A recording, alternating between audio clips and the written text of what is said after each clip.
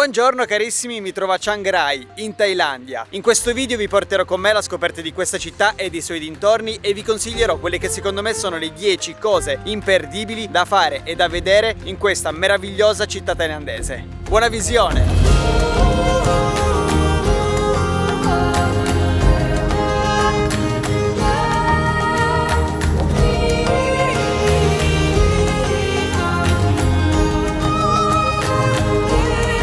Sebbene Chiang Rai di per sé non sia una cittadina che possiamo definire bella, merita decisamente di essere inserita nell'itinerario di viaggi in Thailandia. Io ho scelto di visitare questa città, nell'estremo nord della Thailandia, non con una fugace escursione giornaliera da Chiang Mai, come spesso si fa, ma fermandomi un paio di notti, così da poter visitare con calma molti dei suoi templi così particolari e raggiungere il cuore del Triangolo d'Oro, dove i confini di Thailandia, Laos e Myanmar si incontrano immergendosi nelle acque scure del Mekong. A Chiang Rai io mi sono spostato sempre con lo scooter, ma se non ve la sentite di guidare, per raggiungere le attrazioni che vi consiglio in questo video potete utilizzare bus locali oppure Grab. Inoltre vi lascio qui sotto in descrizione alcune escursioni che potete prenotare con Get Your Guide. Fatta questa breve introduzione, ecco a voi la mia personalissima top 10 di Chiang Rai.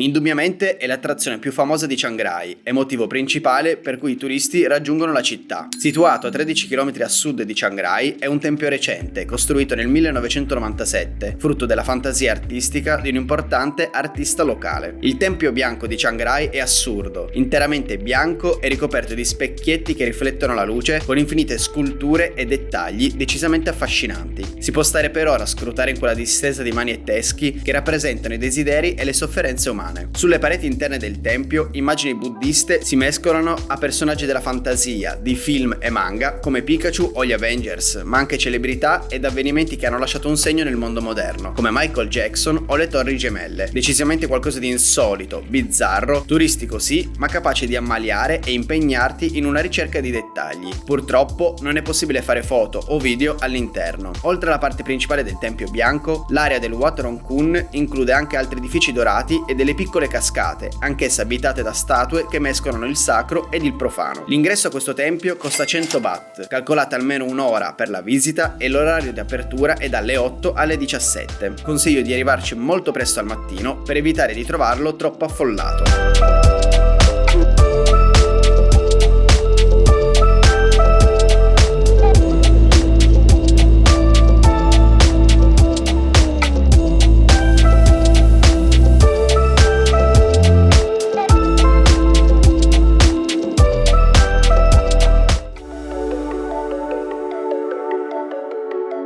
In contrapposizione alla purezza del Tempio Bianco, il Ban Dam Museum, creato anche questo da un artista thailandese, è conosciuto come Black House, dal colore di legno scuro utilizzato per i diversi edifici disseminati per il parco. Un museo che è anche uno spazio che ospita installazioni artistiche e trofei di caccia, come coccodrilli scuoiati, corna di vari animali e sculture in legno dal membro particolarmente enfatizzato.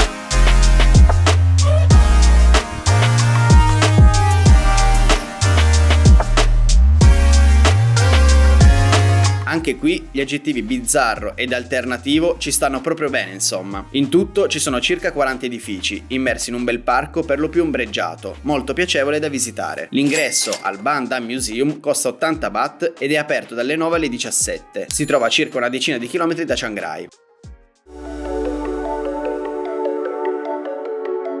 Da Chiang Rai si può fare un'escursione verso la zona del Triangolo d'Oro, ovvero dove i confini di Thailandia, Laos e Myanmar si incontrano. Il famoso punto di osservazione sul Mekong si trova per la precisione a Sop Ruak, un villaggetto con qualche ristorantino. Il famoso punto fotografico è l'imbarco da dove fare la piccola crociera lungo il Mekong. Questo luogo è noto per essere stato per molti anni il centro del commercio dell'oppio. Qui infatti potrete anche visitare il Museo dell'Oppio per scoprire l'interessante storia del Triangolo d'Oro. Insieme al Triangolo d'Oro d'oro si può anche visitare Mae Sai, il punto più a nord di tutta la Thailandia. A Mae Sai ci si arriva anche con un autobus da Chiang Rai, ma per visitare l'area è necessario o noleggiare un mezzo come ho fatto io, oppure prenotando un'escursione proprio da Chiang Rai. Di nuovo trovate il link per prenotare l'escursione con Get Your Guide qui sotto in descrizione. Interrompo brevemente questo video per parlarvi dello sponsor di oggi, che è Eimondo. Se come me amate viaggiare, allora dovreste seriamente pensare a farvi una buona assicurazione di viaggio, soprattutto se viaggiate fuori Europa. Io vi consiglio proprio Eimondo, una delle migliori assicurazioni di viaggio esistenti. La cosa che mi piace tantissimo è la loro app, semplice da utilizzare e attiva 24 ore su 24. Ciò vuol dire che potrete parlare con un operatore in italiano in ogni momento. Inoltre, oltre a coprirvi dal punto di vista sanitario fino a ben 10 milioni di euro, Eimondo vi rimborserà le spese anche in caso di annullamento del viaggio. Ovviamente ci sono tantissimi altri vantaggi e se cliccate sul link che vi lascio qui sotto in descrizione potrete capire quale polizza stipulare, quindi qual è quella che fa più al caso vostro, se per esempio farne una per un viaggio singolo, se fare quella annuale oppure se fare quella che ho fatto io, che si chiama assicurazione di viaggio a lunga permanenza. Tra l'altro, se sottoscrivete l'assicurazione tramite il mio link avrete il 10% di sconto. Insomma, con Eimondo viaggia anche tu senza preoccupazioni. Adesso torniamo al video.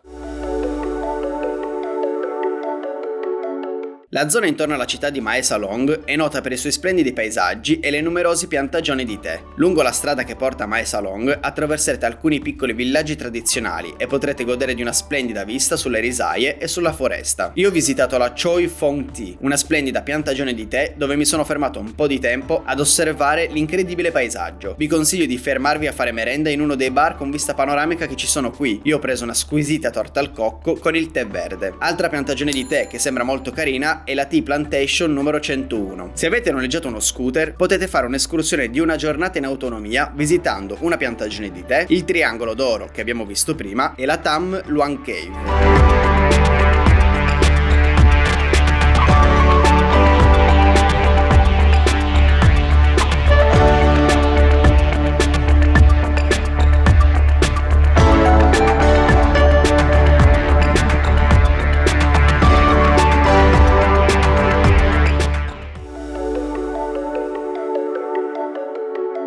Questa è la caverna dove nel 2018 12 ragazzi di età compresa tra gli 11 e i 17 anni, tutti membri di una squadra di calcio locale, ed il loro allenatore, un ragazzo di 25 anni, sono rimasti bloccati al suo interno per ben 17 giorni. Le forti piogge monsoniche hanno infatti parzialmente allagato la grotta durante la loro visita. Le operazioni di salvataggio si sono estese fino a diventare un intervento di massa e hanno visto il coinvolgimento di oltre 1000 persone, tra cui i cosiddetti Navy SEAL thailandesi, gruppi di supporto tecnico e molti volontari da molteplici paesi diversi, impegnati anche nel rifornimento di cibo ed acqua per i dispersi. Fortunatamente, dopo 17 giorni, tutti i ragazzi e l'allenatore sono stati portati in salvo. Se siete interessati a conoscere più nel dettaglio questa storia, vi consiglio di guardare il film intitolato The Cave. L'ingresso alla grotta è gratuito, si paga solo il parcheggio per lasciare lo scooter, 20 baht.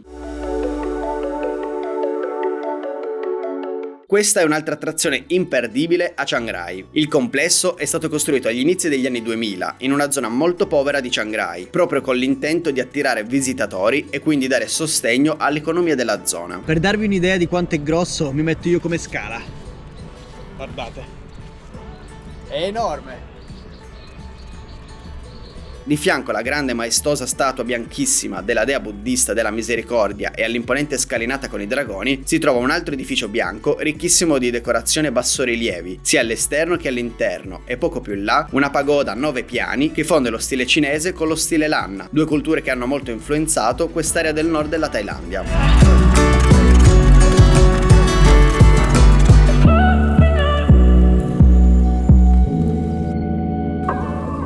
Per arrivarci non ci sono mezzi pubblici diretti, consiglio quindi di noleggiare uno scooter, utilizzare Grab oppure prendere un tuk-tuk. L'ingresso è gratuito. In tradizionale stile Lanna, con tetto appuntito e decorazioni dorate, si distingue per il suo bellissimo colore blu elettrico che, unito al colore dorato dei dettagli, rende il colpo d'occhio assolutamente spettacolare. Anche qui le rifiniture e i dettagli non mancano di certo e l'interno è riccamente decorato con dipinti raffiguranti il giardino del paradiso buddista. Il tempio è piccolino e l'accesso è gratuito e consentito dalle 7 alle 8 di sera.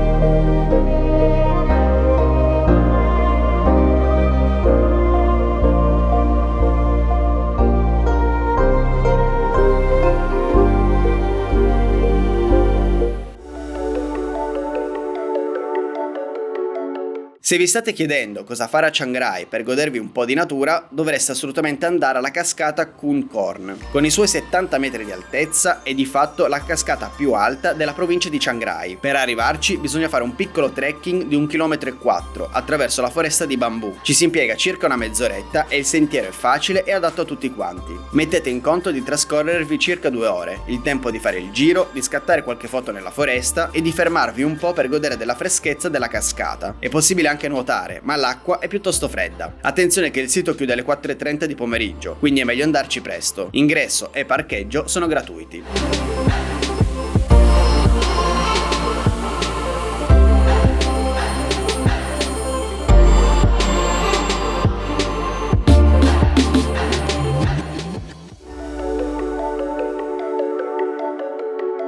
Se volete godere di una stupenda vista sulla città di Chiang Rai e i suoi dintorni, non dovete perdervi assolutamente questo meraviglioso tempio. Si trova sulla cima di una collina a circa 6 km dal centro della città. Da qui è possibile perfino vedere l'enorme statua di Buddha che vi ho mostrato prima, nonostante si trovi a ben 11 km di distanza. La cosa più assurda di questo posto è che non ci sono turisti stranieri, sono l'unico. Ci sono solo qualche thailandese che è venuto qui correndo oppure in bicicletta, c'è pochissima gente, si respira una pace totale e da qui si ammira un tramonto davvero spettacolare sulla città di Chiang Rai.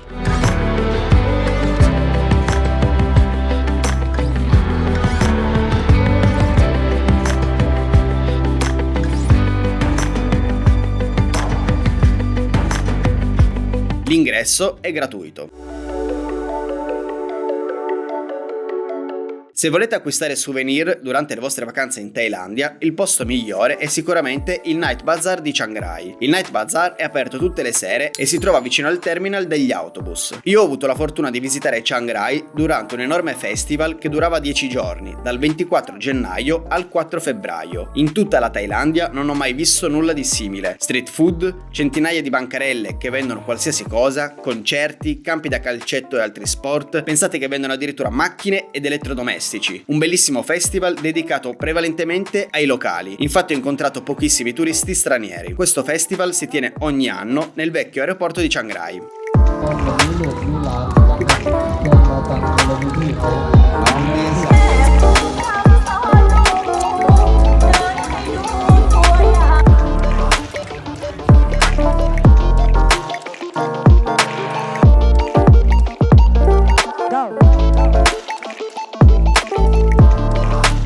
Cari amici viaggiatori, siamo arrivati alla fine di questa personale top 10 di Chiang Rai. Se conoscete altri posti oppure altre esperienze che non ho incluso in questo elenco, sentitevi pure liberi di scrivermeli qui sotto nei commenti in modo tale da rendere ancora più completa questa guida. Io vi ricordo che qui sotto in descrizione trovate alcune delle escursioni che potete prenotare con Get Your Guide e inoltre trovate anche il link di Eimondo con il 10% di sconto. Se siete arrivati fino alla fine di questo video io vi ringrazio, spero davvero che vi sia tornato utile e che vi abbia interessato, comunque che vi sia piaciuto. Se così fosse vi chiedo di lasciarmi un bel like, iscrivetevi al canale se non lo avete ancora fatto e noi come al solito ci vediamo sabato prossimo con una nuova avventura. Ciao!